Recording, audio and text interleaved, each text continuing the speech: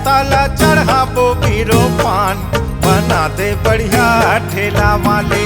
तीनों देवता ला चढ़ाबो बीरो पान, बना दे बढ़िया ठेला वाले।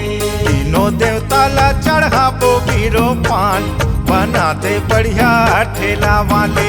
तीनों देवता ला चढ़ाबो बीरो पान, बना दे बढ़िया ठेला वाले। कथा चूना संग मालाए चिलवांग, बना दे बढ़िया ठेला वाले। तीनों देवता ला चढ़ाबो बीरो पान, बना दे बढ़िया ठेला वाले।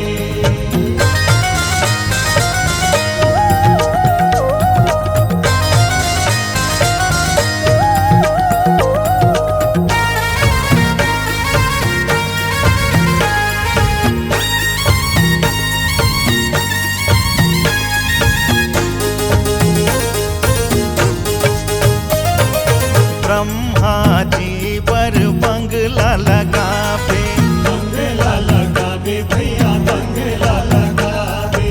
विष्णु देव कपूरी खवावे, कपूरी खवावे भैया कपूरी खवावे। मीठा पत्ती रही शिव जी के पान, बना दे बढ़िया ठेला वाले।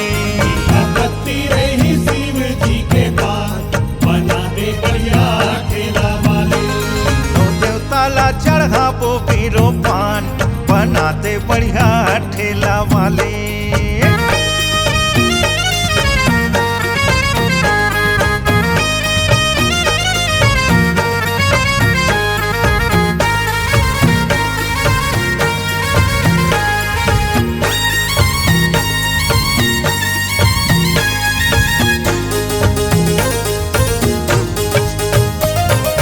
ब्रह्मा जी बरसाता लगावे, सादा लगावे भैया सादा लगावे। विष्णु देव मीठा खवावे, मीठा खवावे भैया मीठा खवावे। और शंकर जी बरगा शंकर जी पर बीड़ी पत्ती चौड़ी पत्ती 120 रिमझिम जफरानी बाबा किमाम काली पीली चतका जर्दा है भैया जहर महूरा सब ला डार दे भैया। फूल जरदा रही शिव जी के पान, बना दे बढ़िया ठेला वाले। जरदा रही शिव जी के पान, बना दे बढ़िया ठेला वाले। तीनों देवता ला चढ़ाबो बीरो पान, बना दे बढ़िया ठेला वाले।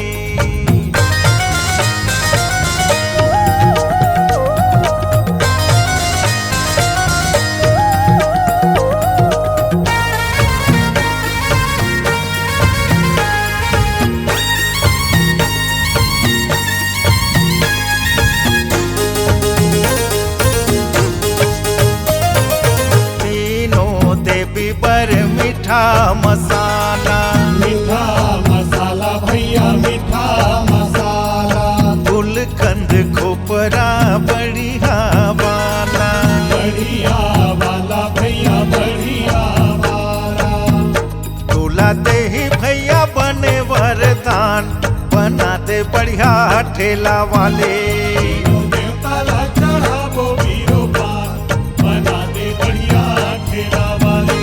ओम यत्पुरुषेण हविषा देवा यज्ञ मतन्वतः वसन्तोऽस्यासीताज्यां ग्रीष्म इदं शरद्भिः ताम्बूलं समर्पयामि। भोगे फलं महादिव्यं नागवल्ली दलैर्युक्तं एलाधिचूर्णं संयुक्तं ताम्बूलं प्रतिगृह्णात्। ओम यत्पुरुषेण हविषा देवा यज्ञमन्तवत् वसन्तोऽस्यासीताज्यां ग्रीष्म इहं शरद्भिः ताम्बूलं समर्पयामि। बना दे बढ़िया ठेला वाले।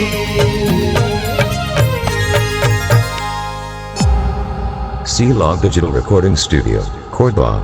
Contact number 9907119215.